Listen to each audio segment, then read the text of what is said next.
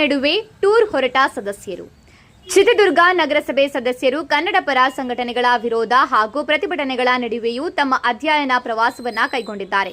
ಶುಕ್ರವಾರದ ಸಭೆಯಲ್ಲಿ ವಿರೋಧ ವ್ಯಕ್ತವಾಗಿದ್ದರೂ ಅಧ್ಯಕ್ಷರು ಮತ್ತು ಸದಸ್ಯರು 26 ಲಕ್ಷ ರೂಪಾಯಿಗಳ ವೆಚ್ಚದಲ್ಲಿ ಅಹಮದಾಬಾದ್, ಗುಜರಾತ್ಗೆ ಪ್ರಯಾಣ ಬೆಳೆಸಿದ್ದಾರೆ. ಈ ಅಧ್ಯಯನ ಪ್ರವಾಸದಿಂದ ಯಾವುದೇ ಪ್ರಯೋಜನವಿಲ್ಲ ಎಂದು ಸಂಘಟನೆಗಳು ಆಕ್ರೋಶ ವ್ಯಕ್ತಪಡಿಸಿವೆ.